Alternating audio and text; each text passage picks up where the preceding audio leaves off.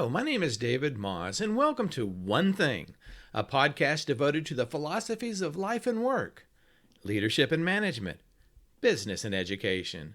Gain new thoughts, ideas, and insights in under 3 minutes.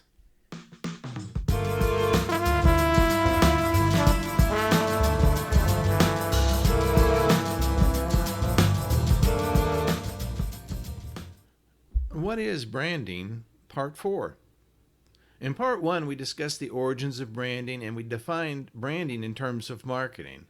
In Part 2, we discussed the brand name and how branding provides an identity to a company or brand. Part 3, we discussed why brands fail. In Part 4, we're going to continue why brands fail. Brand failure can also be attributed to not having a consistent message. All too often, businesses are quick to change, add, or take away from their message, or even worse, convey multiple simultaneous messages to gain quick fixes. Branding takes time. It takes patience, consistency, and hard work. Like they say, Rome was not built in a day, and neither are any well-known brands. Companies spend years growing their brands. Consider Apple, who's been around for 46 years. Google, 21 years. Microsoft, 47. Coca Cola, 137. Disney, 96 years. Amazon, 25. Facebook, 15. McDonald's, 79. Not what you call overnight successes. What these companies have in common is knowing their target markets, who their customer is, and what their customers want.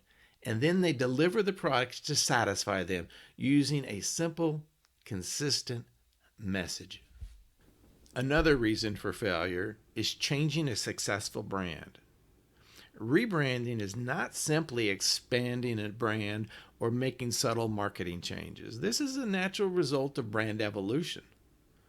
Rebranding represents a total overhaul of the brand or company. Rebranding should only be used as a last-ditch effort to survive a catastrophic business disaster. Rebranding is tricky and more often than not will fail. A good example of a company trying to change its brand was back in 1985 when Coca Cola introduced the new Coke formula, which tasted an awful lot like the leading competitor, Pepsi, and at the same time they discontinued the original formula. 2 days after the launch of New Coke, the company's hotlines went crazy and received 31,600 complaint calls. 79 days after the launch of New Coke, Coca-Cola executives announced the return of the original formula. The cost of New Coke and the damage to the Coca-Cola brand was immeasurable, costing the company hundreds of millions of dollars. Now, this is a cautionary tale against tampering with a well-established and successful brand. Fortunately for Coke, they were able to rebrand their rebranding and came up with Coke, the real thing, which was the original formula. In the following years, Coca-Cola discontinued New Coke, and today, Coca-Cola leads all soft drink sales. Very few companies could survive a catastrophic failure like New Coke. Because of their market share, loyal customers, and immense resources, Coca-Cola was able to survive where most companies would have folded. We're out of time, so join us for Part 5 of What is Branding when we discuss how to get the branding message out to the public.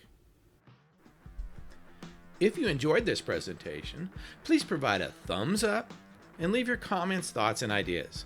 Don't forget, hit the red subscribe button at the bottom of your screen. Please follow me for daily education and inspiration on LinkedIn, Facebook, and Instagram. Have an outstanding day and make a difference in the world around you. This is David Moss. Thank you for tuning in to One Thing.